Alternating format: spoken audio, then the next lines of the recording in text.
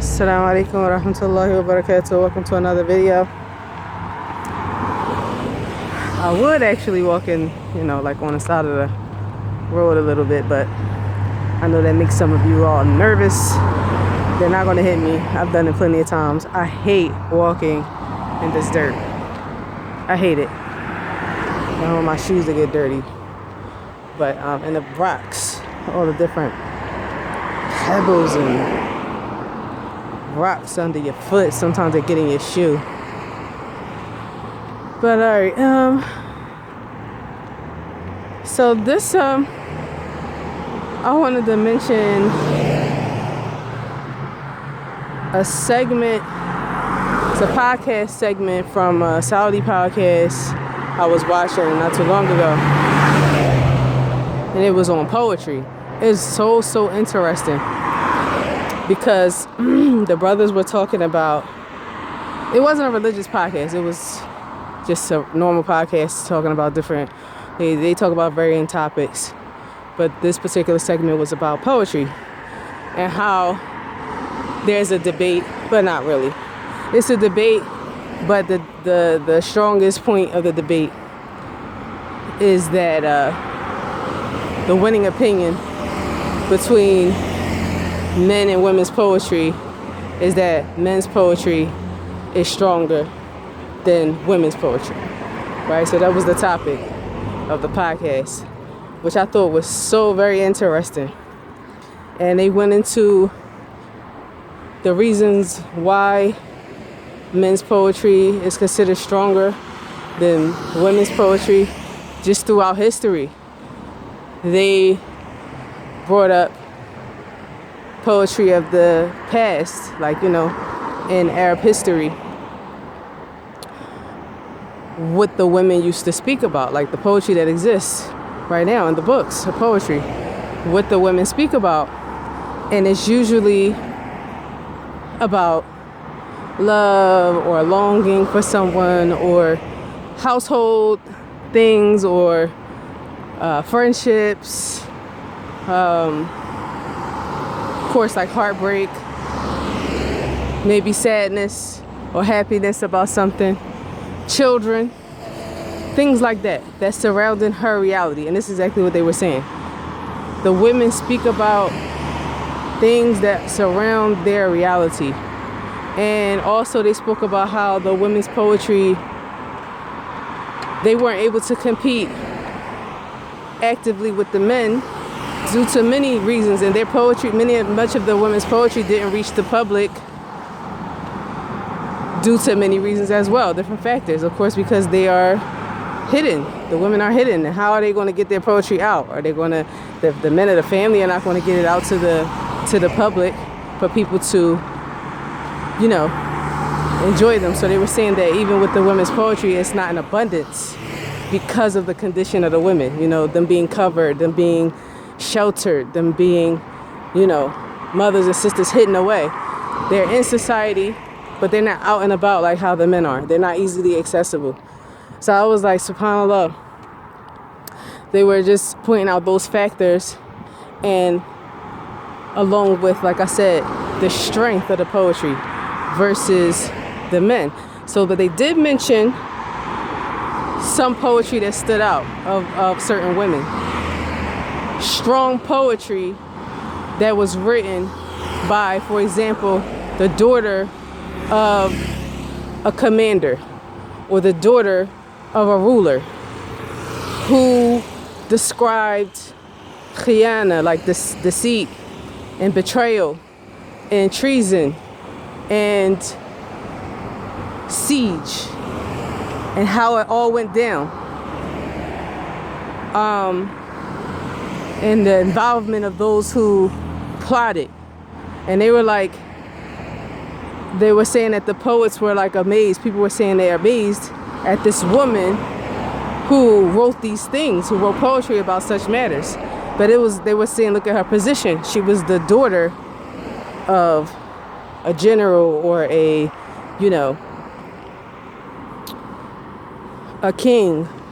So she saw what went on behind the scenes, because of course most leaders, they're going to have their children involved in political matters or matters of security to a degree. Even if they're female, I believe all of them have some type of role to a degree. So they're going to learn things that the normal people don't learn. They have to be cautious. They have to move a certain way. And they're going to see things that other people don't see, especially in the matters of ruling a land and things that happen in correspondence to that. So they were amazed, but they pointed out why that poetry was so deep, why it was so meaningful.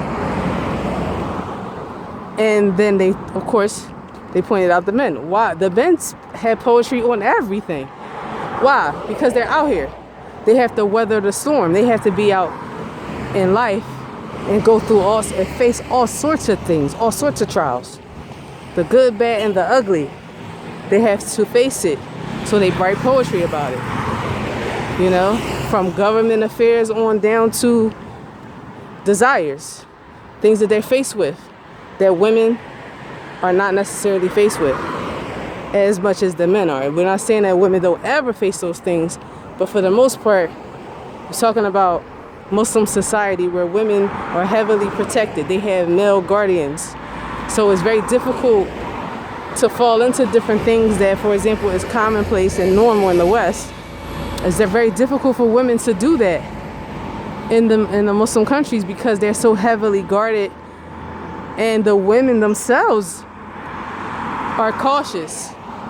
They're cautious because she knows that things can happen to her. First and foremost, that they fear Allah subhanahu wa ta'ala. Forget the relatives. But for those who, not necessarily thinking about Allah, they know that there are going to be severe consequences for slipping up and doing something what we would consider aib and shameless in society. You're going to have backlash, not only from the family members, but also from the government if it goes too far. So I thought that was interesting, and I'm like, yeah, that's absolutely true. The men are going to be more insightful. They're going to be more experienced in life, so their poetry is going to be more deep. It's going to be heavier. It's going to have different nuances. Especially if it's a person who studies knowledge as well, he's going to add fiqh of the religion and insight to his poetry. What he sees, what he experiences, and what he gets from it, and his poetry is going to be deeper than the average layman who is just experiencing life and seeing things and coming to conclusions based off of surface knowledge. And I was like, yeah, that's absolutely correct. And there's been people who, for example, what relates to myself, some of the things that I talk about, they express, through watching my videos to individuals who I know that are male, oh, that sister must have been through a lot. She must have seen a lot. You know what I mean? And that's the reality. Because when you're not guarded, you don't have males to protect you. And it was due to, of course, death. The Muslim males in my family passing away from my father and my uncle. They were my protectors, And the rest of my family members who used to protect me, they're not Muslim. So a lot of the affairs I couldn't even involve them in the first place. So I'm literally Muslim out here weathering storms on my own, going through all sorts of trials and tribulations on my own. And I can't involve my non-Muslim family members, my male non-Muslim family members who would come to my rescue, who would school me, who would say, listen, because they don't even know what they're looking at. They're going to react the way that a male family member trying to protect his female family member is going to react. And there won't be any Islamically sound schooling or enlightenment involved. No, it's just going to be action and reaction. That's it. So I say all that to say, actually, to tie into the topic of males, Muslim males, teaching your female family members the realities of life so that they're not 100% naive. You don't have to lay it all on them, everything that happens out in the world. But women are able to handle more information than you think. Because I remember speaking to someone who was from this part of the world, and he was complaining about the women folk thinking they know everything, and then complaining when the male family members try to protect them from certain things, and the women accuse them of being extreme and extra, and why are you being suspicious? But the reality is that the women don't know how the men think. The men know how the men think.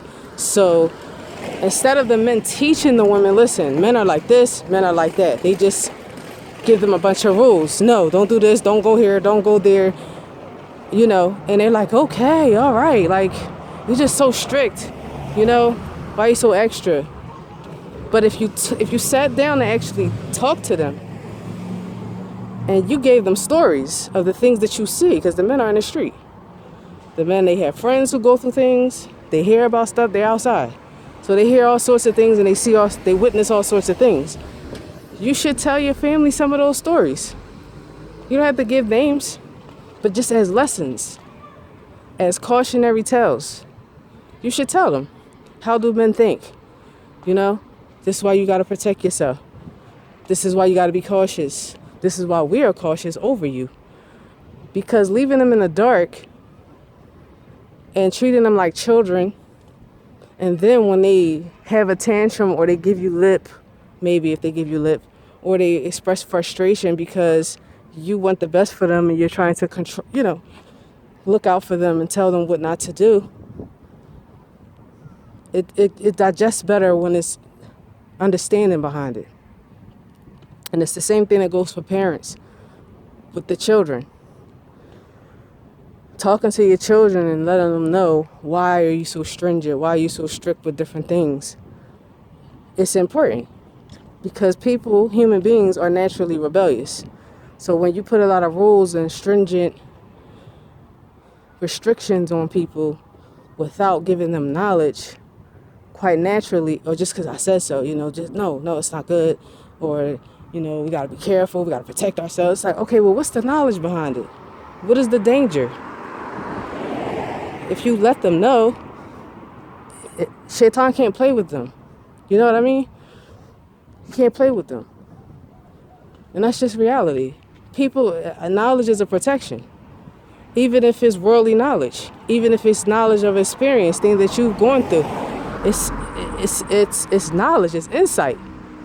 And it helps the human being. Why do you think that they tell so many stories? There are tons of stories out there, but sometimes the men keep those stories between themselves. They don't tell them to the women.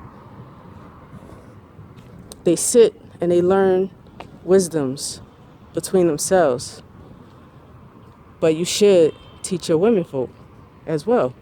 The women, of course, I'm a woman, so I mix with them and I see what they talk about. It's nothing much. It's nothing much. You know, alhamdulillah for the Islamic conversations. Alhamdulillah, you know, for the women that read and they keep up with the news and things like that. But as far as experiences, many of them don't have a lot of experiences. And sometimes someone like me who comes along who has a lot of experiences, they differ with me, and I gotta do a lot of explaining. I gotta give a lot of examples on why I said what I said and why this opinion is correct, meaning it's not opinion, I'm sorry, this aspect that I'm speaking about, where I'm coming from, this angle is factual due to this circumstance and that circumstance, this nuance and that nuance. And they're like, of course they're silent. They don't have anything to say after that because they don't have the experience. Which it's kind of frustrating, you know. It is kind of frustrating, but I get it. I understand. Alhamdulillah for the women who were sheltered to a degree and didn't have to face a lot of fitting, you know. And alhamdulillah that I know how to weather fitting because I've gone through it a lot. And a person who is constantly going through something, it's easier for them to weather storms. Like even if they experience small storms at a time, they're used to weathering storms. Versus a person who's never came across a storm before, or maybe they experienced it in their younger years and then they didn't have any more until they were older. They're not experienced. They're out of shape. Their weathering storm muscles are rusty. I say storms meaning trials. When you go through consistent small trials, you're used to overcoming them, persevering. You come and you weather them as they come along. As Allah sends them to you, you weather them. So yeah, it kind of gets a little frustrating when, you gotta constantly explain. But sometimes I just bow out of the conversation. I just sit and listen, to the women talk, and I meet them where they are. But yeah, that's what I would advise you guys with, the men and the parents. You parents from the sisters, if you've experienced trials, whether they're good, bad, or indifferent, and you think that you could benefit your children by telling them, you could tell them in third person. You don't even have to mention that it's you. It could be anonymous. Teach them. I had to tell my children so many things when we were in America. I warned them night and day about the culture there, about the school, about the teachers, about their tricks and their tactics, so they were prepared. My son always had his guard, always had like armor on, always. To the point the teachers were like, do you go to some type of weekend class or something? Who is teaching you? Why do you always have a different opinion than the rest of the class? Why do you always have another angle that you're coming from? Like basically, why don't you just fall in line?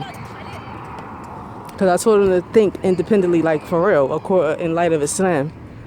Not how the non-Muslims say, oh yeah, you got to be a free thinker, when actually you're just thinking in the way that they taught you to think. Want you to think like an atheist or a doubtful person, doubt everything you hear, doubt religion, doubt what your parents told you, challenge everything, but don't challenge us, right? Don't challenge us. But yeah, so that's what I have to say. It's beautiful out here. All right, y'all, at the soccer ball, you got it. The weather is amazing. They got a little festival going on here in the park in Ajman. Vendors out. They got little blow up slides. The weather is chilly. I think it's like 50 degrees Fahrenheit. So that's chilly. That's chilly for the UAE. It's cold at night. That's what I had to say, y'all. Thanks for tuning in as usual. And don't forget to like, share, and subscribe if you haven't already. And don't forget that Hijra means their sacrifice. I'll see you all in the next video, inshallah. Ma salama.